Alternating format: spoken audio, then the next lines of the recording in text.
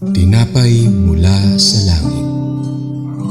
A daily morning devotion with CRC Family.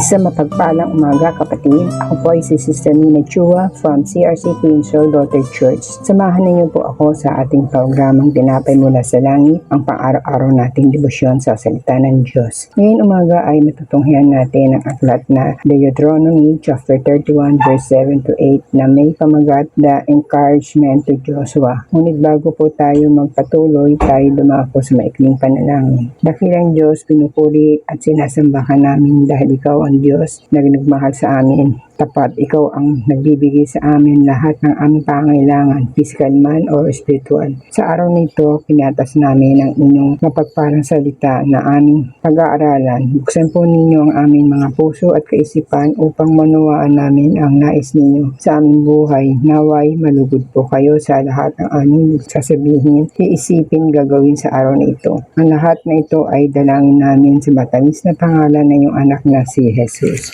Amen. Tayo po ay babasa sa Deuteronomy chapter 31 verse 7 to 8. Ipinatawag ni Moises si Joshua at sa harapan ng sambahayan ng Israel ay sinabi ng ganito: magpatatag ka at lakasan mo ang inyong loob sapagkat ikaw ang mangunguna sa bayang ito sa pagsakop sa lupaing pinangako ni Yahweh sa kanilang mga ninuno. Si Yahweh ang mangunguna sa iyo, sasamahan ka niya, hindi ka niya bibiguin o pababayaan man. Kaya't huwag kang matakot ni panghinaya ng loob. Makatala sa Deuteronomy 31, 7 to 8 ang huling bili ni Moises kay Joshua nang italaga niya siya bilang bagong pinuno ng mga Israelita bago siya mamatay. Sa mga talatang ito, hayagang inutusan ni Moises si Joshua na maging malakas at matapang habang naghahanda siya pamunuan ang mga tao sa lupang pangako. Narito ang isang breakdown ng kahulugan. Pagkatapos ay tinawag ni Moises si Joshua at sinabi sa kanya, sa paningin ng buong Israel, talata 7,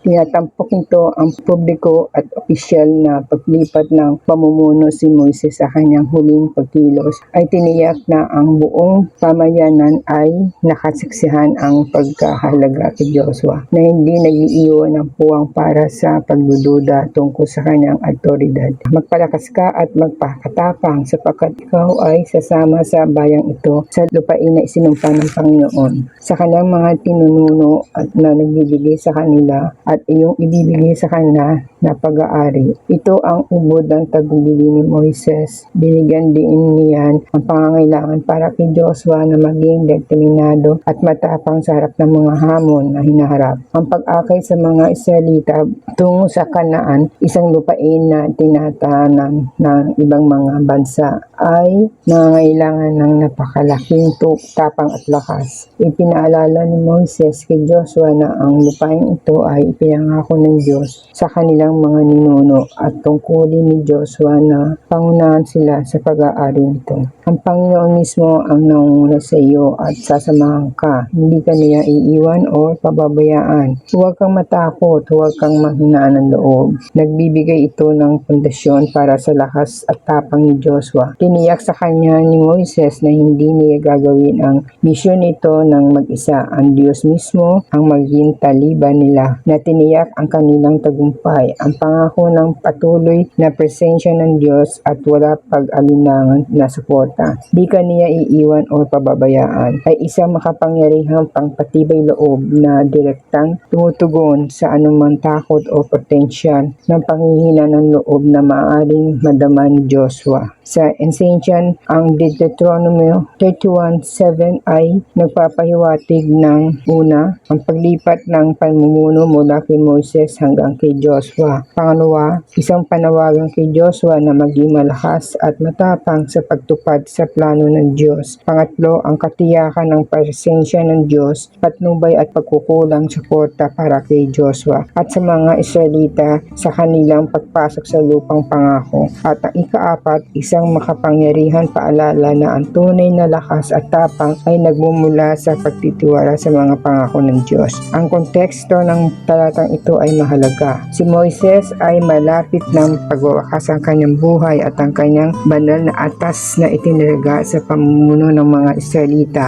Dinala niya sila sa gilid ng lupang pangako, ngunit hindi siya tatawid. Kasama nito, ang mga talatang ito ay nakisilbing kanyang huling mga salita na nagtuturo sa pamutibay loob sa kanyang kahalilin. Si Joshua at sa mga tao sa kabuuan na nagbibigay ng tiwala sa karapatan ng Diyos sa kabila ng pagbabago ng pamumuno at mga hamon na hinaharap. Naway, maging gabay natin ang talatang ito sa ating pakikitungo o pakikiharap sa mga kalakip o problema dumating sa buhay natin. Praise God. Maraming salamat po sa inyong pakikibahagi sa ating programang lagi po nating pagnilayan ang salita ng Diyos mula sa ating puso dahil lubos ang magiging kaunawaan natin dito. Muli ninyo po kaming samahan bukas sa paningilay ng kanyang salita dito sa Tinapay Mula sa Langit. Malaya po ninyong i-share ang video na ito upang kayo din po ay mapagpala sa iba. Pagpalain po tayo lahat ang Panginoon. Magandang umaga po sa inyong lahat.